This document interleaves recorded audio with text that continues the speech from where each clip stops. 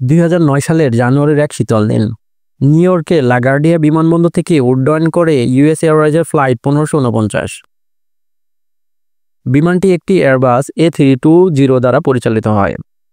US Airways বেলা 3:25 লাগার্ডিয়া থেকে যাত্রা শুরু করে। এটি উত্তর ক্যারোলিনার শার্লটের উদ্দেশ্যে যাত্রা করেছিল।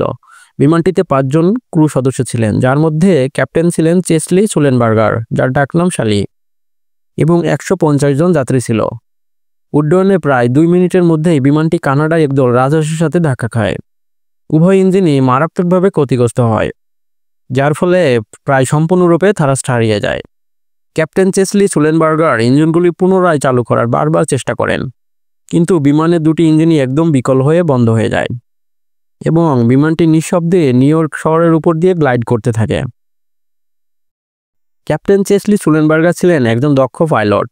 সুলেনবার্গার লাগার্ডিয়ার বিমান নিয়ন্ত্রণকে জানান যে তিনি বিমানবন্দরে ফিরে আসছেন।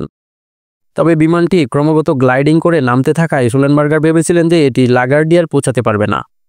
নিউ জার্সির একটি বিমানবন্দরেও যোগাযোগ করেন, কিন্তু বিমানবন্দরেও দ্রুত ল্যান্ডিং করানোর মতো পরিস্থিতি ছিল না। এজন্য দ্রুত ল্যান্ডিং বাতিল করা হয়েছিল।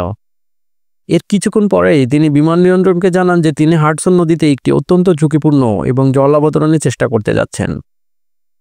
আনুমানিক বিকেল 3:29 সুলেনবার্গার ইন্টারকমে ঘোষণা করেন আঘাতের জন্য প্রস্তুত থাকুন। যেখানে আকাশে এমন বিপজ্জনক পরিস্থিতিতে মাত্র কিছু মুহূর্তের ব্যবধানে বিমানটি পৃথিবীর ব্যস্ততম নিউ ইয়র্ক শহরে আসতে পড়তে পারত, সে সময় শার্লি মোটেও বিব্রত হননি। তিনি এক সাহসী সিদ্ধান্ত নেন, যা আজকের দুনিয়ায় বড় বড় পাইলটরা নিতেও হাজারবার ভাববেন।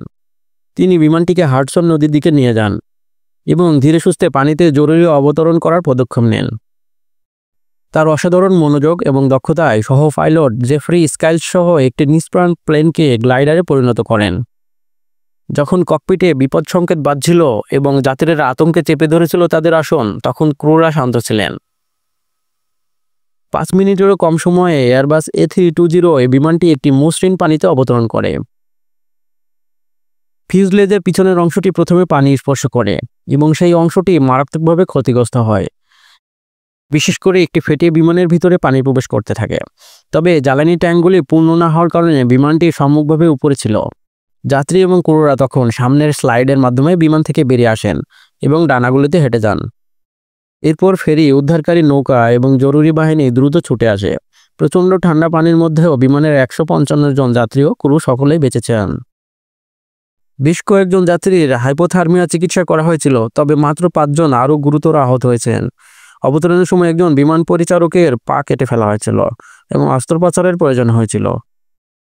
শার্লি তার ধৈর্য, নেতৃত্ব ও সাহসিকতার জন্য অসংখ্য সম্মাননা লাভ করেন, যার মধ্যে ছিল ফ্রান্সের লিজিয়ন অব অনার এবং নিউ ইয়র্ক সিটির কি। জরুরি অবতরণের কয়েকদিনের মধ্যেই বিমানটি নদী থেকে সরিয়ে নেওয়া হয় এবং 2011 সালে এটি শার্লটের ক্যারোলিনাস এভিয়েশন মিউজিয়ামে প্রদর্শনের জন্য রাখা হয়।